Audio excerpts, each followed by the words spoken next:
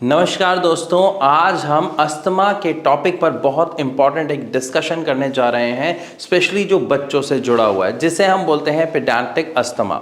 अब असल में समस्या क्या होती है, बहुत सारे लोगों को ये एक मिथ होता है कि अस्थमा की जो समस्या है वो बड़ी उम्र वाले लोगों को यानी बूढ़े लोगों को आती है, लेकिन ये बिल्कुल गलत है। बच्चों में, स्पेशली अगर मैं बात कहूँ छोटे बच्चों में, 8 से 10 साल तक के बच्चों में इस समस्या को काफ़ी हद तक देखा जाता है, जिसकी वजह से बच्चे के साथ साथ उसके फैमिली के सभी मेंबर्स परेशान होते हैं, दुखी हो जाते हैं। लेकिन यहाँ पर आज ये जानना ज़रूरी है कि ये परेशानी का सामना बच्चों को क्यों करना पड़ता है और कैसे इसे ठीक किया जा सकता है। क्योंकि अगर आपको ये समझ आ गया कि वो कैसे ठीक किया जा सकता है और कारण क्या है, तो हो सकता है आने वाले समय में आपके या आपके रिलेटिव्स के बच्चों को इस समस्या का सामना ना करना पड़े।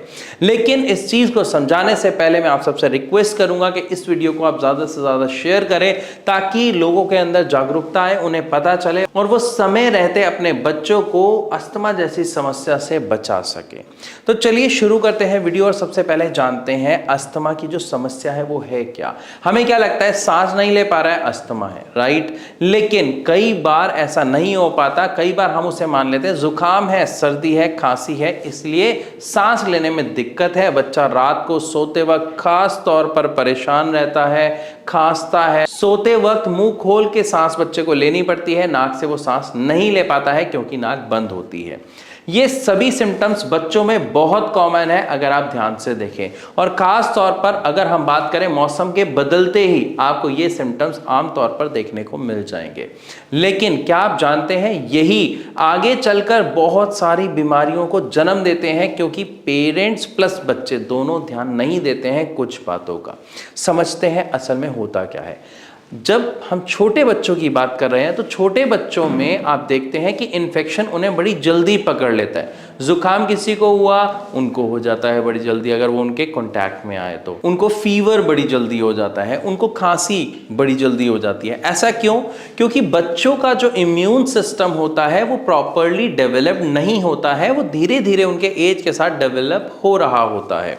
और जो आपकी अस्थमा की प्रॉब्लम है, ये आपके इम्यून सिस्टम की ही सबसे बड़ी प्रॉब्लम है, क्योंकि हमारा इम्यून सिस्टम क्या होता है, या तो हाइपर एक्टिव हो जाता है या इम्यून सिस्टम वीक होने की वजह से जो इन्फेक्शन है उन्हें पकड़ लेता है।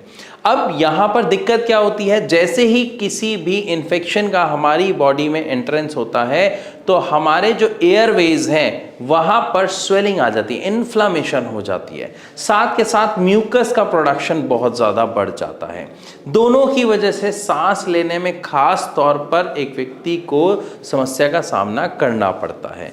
इसी के साथ साथ जो गलतियाँ होती हैं बच्चों से और पेरेंट्स से, वो क्या है, बच्चे खेलते हैं, उन्हें गर्मी लगती है, वो कपड़े उतार देते हैं, वो नॉर्मली हाफ टी शर्ट में रहते हैं, जबकि बड़े लोगों को ठंड लग रही होती है, हवा ठंडी लग रही होती है।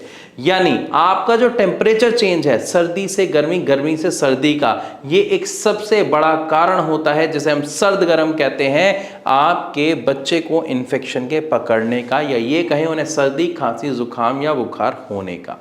इसी के साथ साथ बच्चा जब खेल रहा होता है, उन्हें गर्मी ज़्यादा लगती है, तो वो क्या करते हैं, सीधा ठंडा पानी लिया और पीने लग गए। आपको यहाँ पर बच्चे को रोकना और समझाना बहुत ज़रूरी है, क्योंकि एकदम से जब वो खेल रहे हैं तो बॉडी बहुत गर्म है, अंदर गर्माहट है। ठंडा पानी पीते ही अगेन सर्द गर्म की प्रॉब्लम बॉडी में क्रिएट होती है, जिसकी वजह से अगेन बॉडी में म्यूकस का प्रोडक्शन बढ़ जाता है, और साथ ही साथ कफ, गला खराब होना, जुकाम होना जैसी समस्या का सामना उस बच्चे को करना पड़ता है। और इसके बाद अगर मैं बात करूं तो ईटिंग हैबिट्स, यानी जितना भी बच्चे जंक फूड खाते हैं, ऑयली फ्राइड फूड खाते हैं बाहर से, सस्ते के चक्कर में वो कुछ भी खराब खाना शुरू कर देते हैं। और जंक फूड तो सारा है ही खराब, हम सब जानते हैं, जिसकी वजह से जो आजकल हम चीज़ बर्गर खा रहे हैं, चीज़ पिज़्ज़ा खा रहे हैं, सब में चीज़ एक्स्ट्रा, लेकिन घर की मलाई वो नहीं खाते हैं। तो आप खुद देखिए बच्चे खा क्या रहे हैं, वो सारी चीज़ें जो अंदर जाकर जम रही है। आप 2 मिनट के लिए एक काम करके देखें, चीज़ पिज़्ज़ा खाते हैं ना, चीज़ बर्गर खा रहे हैं ना, उस बर्गर को आप नॉर्मल आधे घंटे छोड़ दीजिए, वो जो चीज़ आपने डलवाया वो कैसा हो जाता है। अब सोचो वही चीज़ आप खा रहे हो, पेट में जाके वो कैसी हो जाती है। ये जो आपकी ईटिंग हैबिट्स हैं, इसकी वजह से भी आपका जो म्यूकस है वो काफ़ी ज़्यादा प्रोड्यूस होना शुरू हो जाता है। और अक्सर आप देखेंगे जो बच्चा ऐसी डाइट लेता है उसको हमेशा कफिंग प्रॉब्लम बनी रहती है, खांसी की प्रॉब्लम बनी रहती है, उनकी जो कहते हैं हिंदी में नाक बहना, अक्सर उनको वो दिक्कत का सामना करना पड़ता है। और जब लंबे समय तक किसी भी बच्चे में ये समस्याएं बनी रहती हैं, यानी सर्दी, खांसी, जुकाम और कफ की प्रॉब्लम, तो यही कफ अंदर आपके फेफड़ों तक चले जाता है, लंग्स तक चले जाता है, जो आगे बहुत सारी गंभीर बीमारियों का कारण बनता है और इवन ये कारण बनता है अस्थमा का।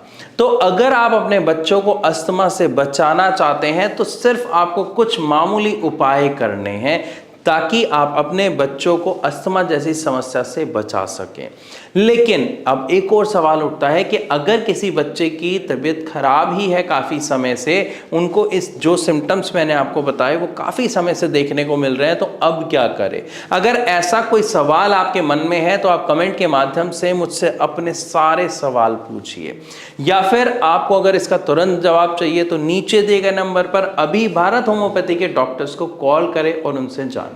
मैं क्यों यहां पर आपको कह रहा हूं कि आप कॉल करें और जानें, क्योंकि जब तक आप अपनी समस्या के समाधान के बारे में जानेंगे नहीं तो समाधान मिलेगा नहीं, और जब समस्या बड़ी हो जाएगी तब दिक्कत ज्यादा बड़ी होगी। इसीलिए कहा जाता है समय रहते समाधान ही एक सही उपाय है। इसी के साथ साथ हम सब एक बात और जानते हैं कि होम्योपैथिक जो ट्रीटमेंट है वो बेस्ट ट्रीटमेंट है रेस्पिरेटरी किसी भी डिसीज का। क्यों? क्योंकि कोई साइड इफेक्ट नहीं होता है। जो मेडिसिन्स होती हैं वो डायरेक्ट आपके स्लाइवा और ब्लड के साथ मिलकर काम करना शुरू करती हैं, एंड द बेस्ट पार्ट, ये आपकी समस्या की जड़ पर जाकर काम करती हैं ताकि ये जो समस्या है वो जड़ से खत्म हो जाए, दोबारा ना आए।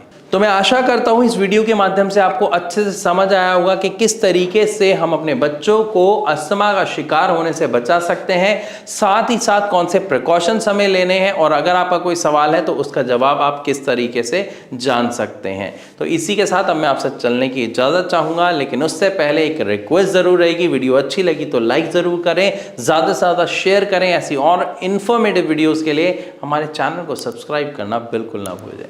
Thank you so much.